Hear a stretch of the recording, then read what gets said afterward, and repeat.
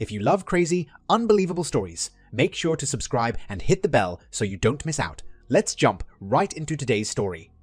I hated the rain. I sat in the cab of the truck, watching it hit the windshield and listening to it bang on the roof. It wasn't a nice soft summer rain. It was a gully washer. When the wind blew, I could see the sheets of water washing across the parking lot. It wasn't a hurricane, but it sure looked like the newscasts that you saw on TV. The AC unit on top of the Heritage Cottage buffet would just have to wait until it stopped. There was no way that I was going to go up on the roof and work on anything until the weather cleared. Hell, I wasn't even supposed to be here. Wednesday was my day to work in Allentown. Of course, this was an emergency, and I was the best qualified man for the job. Actually, nobody else wanted to drive this far for a service contract job. The Heritage Cottage buffet is part of the York Holiday House Motel. It was one of the older types with outside entrances, but that was offset by the cheap rates. I think more people used the restaurant than the motel. Right now, most of the guests were checking out. The maids were staying under the outside canopy, close to the building, to avoid the rain. It was a long, boring wait, that is until the beige VW convertible pulled into one of the closer parking spots. I could not make out the license plate number from across the lot, but I swear it looked just like my wife's bug. Amanda and I had been married for almost 20 years. We had 2 daughters. Colleen, who was 18 years old and starting as a full-time student at Kutztown University in 3 months, and Brenda, who just turned 16 years old and was now in full-fledged goth rebellion mode. 2 perfect opposites. Although Amanda and I went to high school together, I didn't really meet her until later, when she was working as a waitress at a local diner. My time in school was not the happiest of my life. I had a terrible stutter as long as I can remember, and the teenage angst that came with it was awful. I became withdrawn and sullen. I spoke only when it was necessary, and then, usually, in as few words as possible. My teachers were instructed never to call on me in class. I don't know if that made things easier for me or harder. Most of my classmates considered me to be slow. I never felt that way, because I had no points of reference. I always knew when I was being taken advantage of or baited in some way. On occasions, I had resorted to physical means to stop some type of harassment, and it always seemed to work. I was halfway through a technical course in air conditioning repair when I finally got to meet Amanda. Actually, the first time that she took my order at the diner was the only time I spoke to her. I hadn't dated in school, for obvious reasons, and I had absolutely no social skills to speak of. For over a month, all I did was order my meal, eat it, and leave, with a generous tip, of course. Amanda was always polite and always pleasant. I felt comfortable being close to her. It took a lot of courage on my part, but I did eventually ask her out on a date, which she readily accepted. She didn't seem to mind that I let her do all of the talking. When I did say anything, I tried to keep it monosyllabic. She was well aware of my speech impediment, but was careful not to purposely mention it in any manner. We dated for several months before things got serious. By that, I mean sexually. It was obvious the first time that I had no experience at all, but she was very understanding and was able to get us through it without too much embarrassment. Although I never mentioned it, I got a distinct feeling that she had done it all before. I really felt that it was her business and that I had no need to know what she did before she met me. We had a small civil ceremony right after I finished tech school. I had a full-time job waiting, and the pay was better than I had expected. Amanda continued to work at the diner until she got pregnant with Colleen. From there on, she was a full-time wife and mom. We weren't rich, but we were comfortable. Life was good. Just out of curiosity, I kept trying to see the tag number on the Beetle, but the heavy rain made it impossible. A silver Mercedes parked aside from the Bug, and an umbrella got out with a man under it. I was impressed with the way he coordinated the move. He walked to the VW and opened the driver's door. I felt a knot in my stomach as I watched Amanda get out of her car and join arms with the man. They half ran and half walked to the motel canopy. They were laughing as he closed the umbrella and got out a room key from his coat pocket. I sat in the parking lot for over 2 hours. The rain had stopped, but I didn't care. I got out of the truck just long enough to go over to the Mercedes and remove the vehicle registration from the glove box. They finally came out of the room and were still laughing as they walked back to their cars. Before Amanda got into the VW, she gave her gentleman friend a quick kiss on the cheek, the kind that a wife gives her husband, not her lover. She never noticed my truck sitting across the lot. She seemed to be oblivious to everything except her companion. I was crying as I watched both of them leave the lot. I never fixed the air conditioner at the Heritage Cottage buffet. It took less than an hour to get back to the shop. The boss was upset that I hadn't completed the job, but that changed to utter disappointment when I informed him that I was quitting. He didn't argue with me or ask for an explanation. When I got to the bank, I cashed my severance check and withdrew all but $6,000 out of the various bank accounts. The savings account was supposed to go for the new house, and the money market account held the girls' college fund money. Now they were both empty. While I was driving to Kutztown, I realized that Brenda was never going to college. The only thing lower than her grades was her attitude. I couldn't figure out what I had done to turn her against me, and I was afraid to ask. Actually, she was just as sure with her mother as she was with me. Colleen and Brenda were both raised exactly alike, but turned out totally different. I felt a small pang of guilt, which quickly passed as I paid Colleen's college tuition ahead for the full 4 years. It was close enough to home that I did not have to worry about dorm fees and a meal plan. Amanda was home when I arrived. I took my wet boots off at the front door, as I always do. She came out of the kitchen to meet me. "John, what are you doing home at this time? I thought that you were supposed to be in Allentown all day." As I walked past her towards the bedroom, I smiled and gave her a quick peck on the cheek, similar to the one she had given her lover 3 hours earlier. She looked perplexed when I did not respond to her question. I had the first bag half packed when she entered the bedroom. "John, what the hell is going on? What are you doing?" She just stood there as I continued to pack. All that I was taking was underwear, shoes, and my Dickies work clothes. "Are you going to answer me? What happened?" "Just because you had a bad day at work is no reason to be leaving. I assume that you are leaving because you are packing." "Answer me, damn it. I am your wife. You are supposed to share this stuff with me." I paused momentarily and looked her way. She knew not to interrupt me or try to hurry my speech. I did not work in Allentown today. There was no hesitation and no stammering. It was a simple sentence, but I delivered it perfectly. Amanda stood there quietly, waiting for me to continue. I finished my packing and I paused again. "I worked in York today." It was another short, simple phrase, and it also came out perfectly, slow and cool. As I was getting my shoes from the closet, I noticed my wife quietly leave the room. She was sitting on the living room couch as I walked towards the front door. It took only a moment for me to put my work boots back on. I glanced back one more time before leaving. Her eyes were wet, but she was not crying as she watched me go out the door. She offered no explanation and no apology. I was just outside of Hagerstown when my cell phone rang.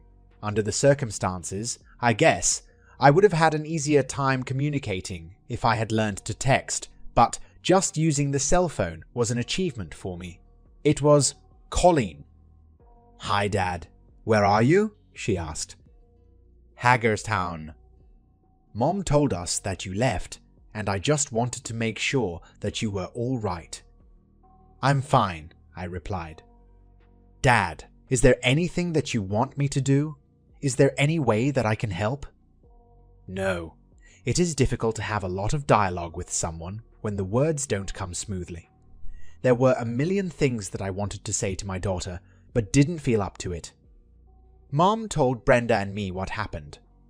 She wasn't very specific, but we both knew for a while now. I am not pleased that it happened, but I am glad that you finally found out. You and Brenda knew about it? For about 3 years now, she replied. I feel foolish. Don't, Dad. Don't do that to yourself. You are a good father and a good husband. Don't you ever think otherwise.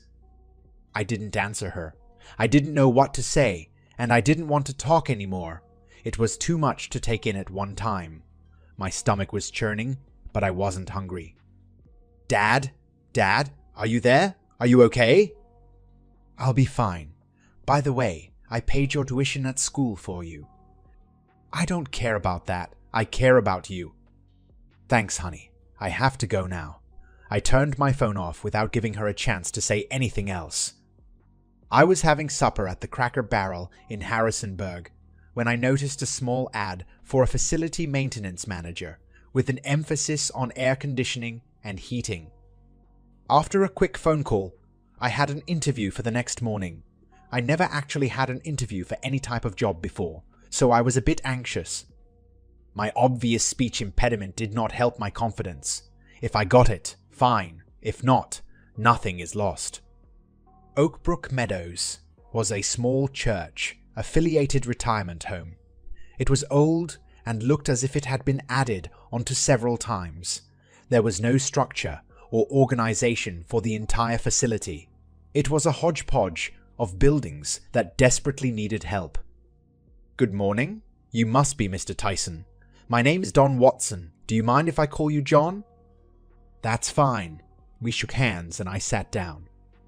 For the next 30 minutes, Don Watson gave me a complete history lesson about Oakbrook Meadows and verified the complexity of the enterprise. My initial observation was right on the money. It was a non-profit operation, and they were having money problems keeping open. Over 100 retired old people lived there as long as they could remain functional. When they got too sick or old to take care of themselves, they were relegated to a state-run facility by law. The expense of outsourcing all of the repairs and upkeep was taxing their budget to the point that they were considering closing the whole place. Hiring a full-time maintenance superintendent was a last-ditch effort. Up until now, they were not having too much luck. The salary that they were offering was really bad. What made the difference was the use of a small apartment in the basement of the main building and meals in the community dining room. It took me 3 days to make the apartment livable. The meals were good and convenient. It looked like things were going to be okay. I was happy. There was a fully equipped workshop with a pile of mixed manuals and spare parts.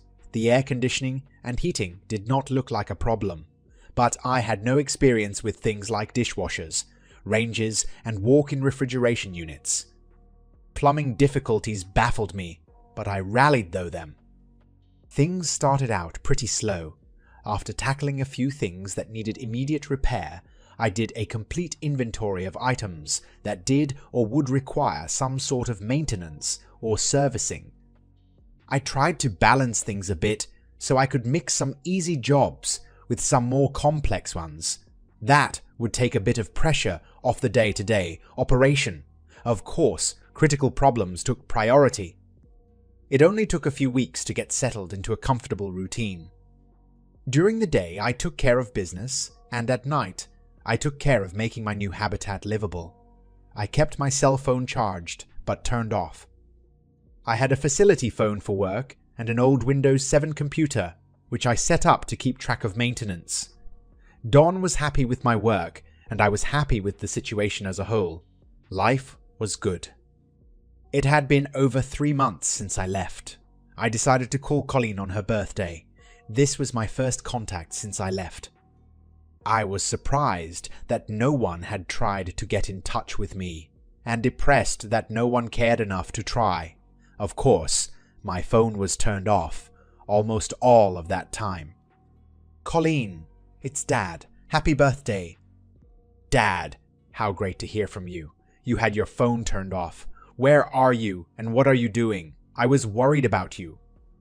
"Slow down, one question at a time." "I'm fine. I got a job and a place to live in.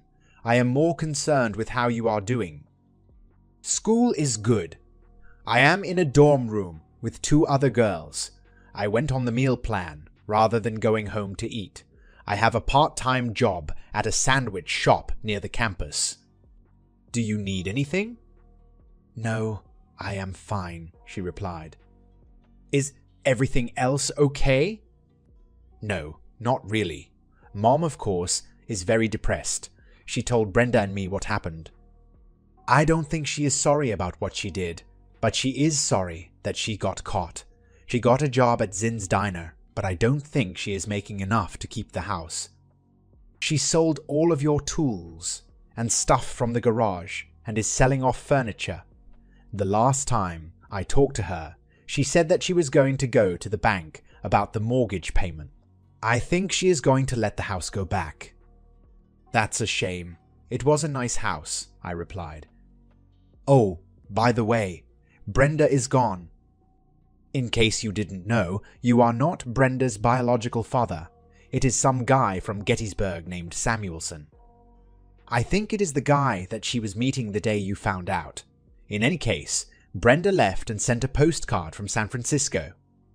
It seems as if I am the cause of a lot of misery." "No, you are not, Dad. Mom brought all of this on herself." "Colleen, give me your address. I will send you a power of attorney so that it will be easier for your mother to get rid of the house." "You don't have to do that, but it will make it easier for Mom."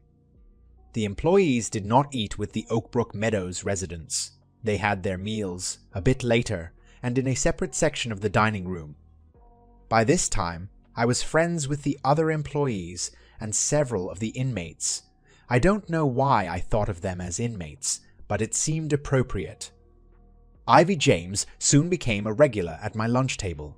Ivy was in charge of the facility laundry. In fact, she was the facility laundry. Most of the residents did their own wash in the community laundry area, which I also had to maintain. If there was a way to screw up a washer or dryer, they quickly figured it out. Ivy was about 40 or so.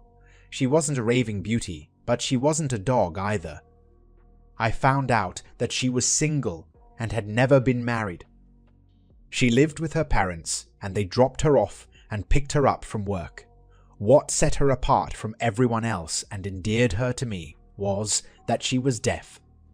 In no time at all, I found myself spending more and more time with Ivy. She had a small notepad on a strap around her neck and used it when it was necessary. Normally, she could manage pretty good without it. She could read lips quite well, and for some reason I didn't stutter when I was with her. I didn't even have to say the words. I could just mouth them. Our relationship improved when she invited me to spend Thanksgiving with her family. Her parents and sister were not hearing impaired. Her mother and sister were both proficient in ASL. Her father was good-natured about it, but relied on the 2 women to interpret for him. They quickly picked up on my stutter, and were careful to steer the conversation so that I could minimize speaking, but still feel included. All in all, it was a good experience. Ivy and I grew closer. The Virginia School for the Deaf was located 30 minutes away in Staunton. I had no trouble enrolling in an evening ASL class, even in the midterm. I didn't say anything to Ivy, but she figured out something was going on when I started to pay more attention to her signing at different times. When I finally told her, she was beaming and offered to stay late to help me with my homework. The school explained that it would probably take about 2 years to become accomplished enough to carry on a simple conversation, but I had to start somewhere, and I was motivated. Work was good. I had a social life of sorts, but I was not really dating. Every day the pain I felt at the loss of my marriage diminished more and more. Colleen called and told me that she was coming down for Christmas. She didn't ask me, she told me. How could I refuse? Oakbrook Meadows had a few guest rooms available, so I had no trouble reserving one for her. I was a little anxious about her meeting Ivy, but it was not necessary. As soon as Colleen realized that Ivy was deaf, she started signing. She wasn't really good at it, but good enough that the two of them could converse at great length without me. Colleen had taken 2 courses while she was still in high school and was able to get advanced placement when she started college. Of course, dear old Dad knew nothing about this. It seems that she had already decided to major in special education at Kutztown. We ended up spending most of the Christmas vacation time with Ivy and her parents. Of course, I still had maintenance to perform. Things seemed to keep breaking even though it was a holiday. Colleen didn't seem to mind that I had to leave her on occasion. I was a bit embarrassed when I got a mistletoe kiss from Ivy, but Colleen seemed to enjoy my discomfort. Before leaving, Colleen happened to mention that she thought that Amanda was still in touch with Jeff Samuelson. It was not something she had said to Colleen, but just little hints and things that she accidentally said or made references to. Colleen got the feeling that she was planning for something to happen in the future and was looking forward to it. 2 weeks later, I was served. She didn't ask for a thing. I signed everything and sent it back to her lawyer. There was only one thing that bothered me. I was pissed off. She had used me and taken advantage of me, and then felt that she could just discard me when she no longer needed me. That was not right. I know. I left her and I opened that door. It still was not right, and I was left wanting some sort of balance. I was happy with my new life, and normally should have just accepted my good fortune and moved on. I couldn't do it. Ivy did not gloat when I told her about the divorce, but it was obvious that her spirits perked up a bit. She was still her same old self, but better. My nights were sleepless, as I kept dwelling on the fact that I was used and taken advantage of. My pride was destroyed. She screwed around, and I was the one that was hurt. I know it is the normal way that things go, but I still don't like it. I needed closure. It was Monday at 6 a.m. I was having coffee at the Ugly Mug Cafe in Gettysburg, waiting for Jeff Samuelson to go to work. He left home at 7 a.m. just as I arrived. I had updressed a bit for my meeting with Mrs. Samuelson because I didn't want to make her feel uncomfortable. I had no idea what I was going to say to her as I rang the bell. Although it was early, she was already dressed. Yes, can I help you? Mrs. Samuelson, my name is John Tyson. I was hoping that I could get a minute of your time. Are you selling something, Mr. Tyson? I don't think we would be interested, she replied. No, madam. It's a personal matter concerning your husband and my wife. She stood silent in deep thought. I couldn't tell if she was going to ask me to leave or ask me in. Your wife's name wouldn't happen to Amanda, would it? She asked. Yes, madam. Please come in, Mr. Tyson. We do indeed have to talk. Marie Samuelson and I spent the next 2 hours together. When I left to return home, I wasn't sure if I felt better or worse. She had suspected something for several years, but was never able to come up with anything concrete. She had been calmly stoic most of the time until I told her about Brenda. Her whole demeanor changed. That was when I decided it was time to leave. The first thing I did when I got back was to tell Ivy everything. I could not start a relationship with her if there were secrets. She seemed to understand and took some extra time to try and console me. Things were back to normal. Ivy and I were looking at houses. We were too old to start a family of our own, but Ivy was interested in either foster care or adoption. We checked into possibilities and found out that our chances of adopting hearing disabled children were pretty good. The people in Staunton would be more than happy to help us. Dad, it's Colleen. I wasn't expecting a call from my daughter in the middle of the night. Hi, is everything okay? I asked. Not really, but nothing for you to get excited about. I am at the Baptist Hospital in York. Mom has been shot. She is okay, but I felt that I should call you." "Okay, now you got my attention. What the hell happened?" What I can piece together is that Mom and Mr. Samuelson were having supper at the Cracker Barrel when Mrs. Samuelson came in and emptied a .22 revolver at them. All of the shots missed except one that just nicked Mom in the right arm. It wasn't serious, but did require medical attention. They are going to release her in a couple of hours. I am going to stick around and then drive her back home. What happened to the boyfriend? He didn't get a scratch, but he did suddenly disappear before the cops even got there. He just left Mom stranded. Mrs. Samuelson sat in a chair and quietly waited for the police to arrive. "I guess there is no reason for me to come up there." "No, I'll have her home by the time you arrive. I'll call you later." "Oh, I forgot. Mom is really pissed that her boyfriend ran out on her. I have never seen her that mad." "Thanks for the call. By the way, keep some time open at the beginning of April. Your dad is going to get married." "Congratulations. I will definitely be there. Oh, I won't tell Mom. It would really crush her right now." As I hung up the phone, I thought that I better say something to Ivy about the upcoming wedding. Thus ends the saga of a quiet, cool man. He bought a house and moved into it with his new bride. They adopted 3 kids and fostered several more. Colleen got a teaching job at the Virginia School for the Deaf and married a year later. John continued on at Oak Brook Meadows, but Ivy did not. Amanda is still working at Zinn's Diner. Jeff Samuelson was never seen again. That's the end of this story. If you found it engaging, please give it a thumbs up and don't forget to subscribe for more content like this.